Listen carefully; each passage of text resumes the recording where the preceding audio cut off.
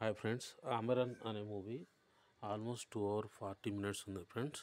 ఇక ఈ ఆమెరన్ మూవీ సినిమాల్లో దేశభక్తిని మించిన కమర్షియల్ జోనర్ ఉండదేమో. థియేటర్లో ఇది మన సినిమా, మనందరి సినిమా అనే ఫీలింగ్ కేవలం ఈ తరహా చిత్రాలే క్రియేట్ చేయగలవు. అది క్రికెట్ నేపథ్యం కానివ్వండి, జవాన్ కథ కానివ్వండి, ఓ దేశభక్తుడి జీవితం కానివ్వండి, కనెక్టింగ్గా చెప్పగలిగేంత కాసులు కురుస్తాయి. అందుకే అడపాదడపా ఇలాంటి ప్రయత్నాలు జరుగుతూనే ఉంటాయి. ముఖ్యంగా వీర్ సైనికుల విజయగాథలు సినిమాలకు మంచి ముడి సరుకులు.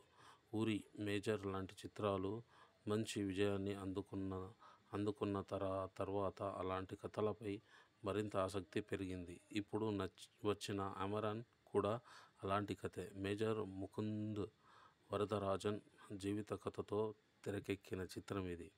కమల్ హాసన్ ఈ చిత్రం నిర్మించడం, శివకార్తికేయ, సాయి పల్లవి లాంటి ప్రతిభావంతులు నటించడం, దేశభక్తి కథ కావడంతో ఆమెరన్పై ఆసక్తి పెరిగింది. మరి ఈ సినిమా ఎలా ఉంది?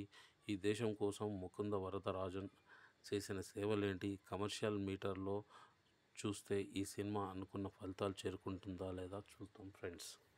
ముకుంద్ అంటే శివకార్తికేయన్కు చిన్నప్పటి నుంచి ఆర్మీలో వెళ్ళాలని కలలు కంటాడు. అమ్మకు ఇష్టం లేకపోయినా ఆర్మీ ఆఫీసర్ అవుతాడు. కాలేజీ రోజుల్లోనే ఇందు అంటే సాయి పల్లవితో ప్రేమలో పడతాడు. ఇందు అమ్మానాన్నలు మాత్రం ఓ మిలిటరీ వాడిని మా కూతుర్ని ఇవ్వమంటూ అడ్డుపడతారు. మరోవైపు కాశ్మీర్లో తీవ్రవాదుల్ని పట్టుకునే ప్రయత్నంలో భాగంగా ముకుంద్కు రకరకాల ఆటంకాలు ఎదురవుతాయి. ముఖ్యంగా హిజ్బుల్లా ముజాహిదీన్ గ్రూపు యాక్టివేట్ ప్రమాదకరంగా మారడంతో ఆ గ్రూపు అడ్డు వేయడానికి ముకుంద్ టీం సమాయత్తమవుతుంది. మరి ఈ ఆపరేషన్ ఎలా జరిగింది? ఇందులో ప్రేమకథ ఏం మలుపు తీసుకుంది? ఇవన్నీ తెరపై చూడవలసిందే ఫ్రెండ్స్. ఇక కేవలం 31 ఏళ్ల వయసులోనే దేశం కోసం జీవితాన్ని త్యాగం చేసిన ఓ అమరుడి కథ ఇది. ఇలాంటి కథలెప్పుడు విన్నా, ఎన్నో చేసినా గుండె బరువెక్కిపోతుంది. దేశం కోసం ప్రాణాలు తునపాయంగా అర్పించి ఇలాంటి వీర జవాన్లు ఏం చేయగలవు? సెల్యూట్ తప్ప. అయితే ఈ కథలు రేపటి పౌరులపై చెరగని ముద్ర వేయగలవు. ఆర్మీ అంటే ఉద్యోగం కాదని, దేశానికి సేవ చేసే అద్భుతమైన అవకాశమని చెప్పే సందర్భాలు ఇలాంటి కథల ద్వారానే వస్తాయి. True stories of modern military heroes అనే పుస్తకం ఆధారంగా రాసుకున్న కథ ఇది. బయోపిక్ కాబట్టి దర్శకుడు అక్కడక్కడ సినిమాటిక్ లిబర్టీస్ తీసుకుని ఉండొచ్చు. కొన్ని చోట్ల సినిమాటిక్ ఎక్స్పీరియన్స్ కంటే డాక్యుమెంటరీ చేసిన ఫీలింగ్ కలుగుతుంది. నిజ జీవిత కథలు సినిమాలుగా తెరకెక్కిస్తున్నప్పుడు ఉండే ఇబ్బందే ఇది. ఆమెరన్లో కూడా అది కనిపిస్తుంది.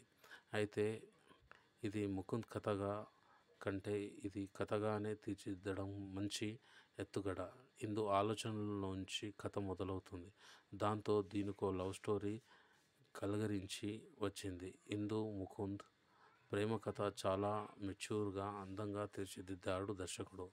సాయి పల్లవి నటన వల్ల, ప్రేమ కథలో చూపించిన డిగ్నిటీ వల్ల ఆ ఎపిసోడ్ మరింత రక్తిపట్టింది. ముకుంద్ అమ్మ పాత్రని చాలా లవ్లీగా తీర్చిదిద్దారు. ఆ పాత్ర వల్ల కొంత ఫన్ కూడా పుట్టింది. ఇందు క్యారెక్టరైజేషన్ వల్ల ఈ కథకు కొత్త డెప్త్ వచ్చింది. ఈ తరహా కథలెలా సాగుతాయో ప్రత్యేకంగా చెప్పాల్సిన పని లేదు. దేశం కోసం కుటుంబాన్ని, జీవితాన్ని త్యాగం చేయడం ఎలా ఉంటుందో, అందులో ఎంత పెయిన్ ఉంటుందో చాలా సినిమాల్లో చూశాం. ఆ ఎమోషన్ అర్థం చేసుకోగలం. ఇలాంటి సీన్లు ఈ సినిమాలోనూ ఉంటాయి. అవన్నీ చూస్తుంటే దేశం కోసం సైన్యం ఎంత త్యాగం చేస్తుందో అంటూ మరోసారి మనసు భారంగా మూలుగుతుంది. సైనికుల కథల్ని రొటీన్గా సాగేవే. కాకపోతే ఆ రొటీన్ జీవితమే సరిహద్దుల లోపల ప్రజలకు కంటి నిండా కుసుకు అందిస్తుంది. ముకుంద్ జీవితంలోనూ పెద్దగా ట్విస్టులు ఉండవు. 31 ఏళ్లకే తన జీవితాన్ని ఎలా త్యాగం చేశాడన్న పాయింట్ని తప్ప, ఆ పాయింట్ మాత్రం హృద్యంగా మనసును హత్తుకుని తీశాడు దర్శకుడు. సెకండ్ హాఫ్ బాగా స్లోగా నడిచింది క్లైమాక్స్లో మళ్ళీ కాస్త కదలిక కనిపిస్తుంది. చివర్లో సాయి పల్లవి నటన వల్ల ఆయా సన్నివేశాలు మరింత బరివెక్కిస్తాయి.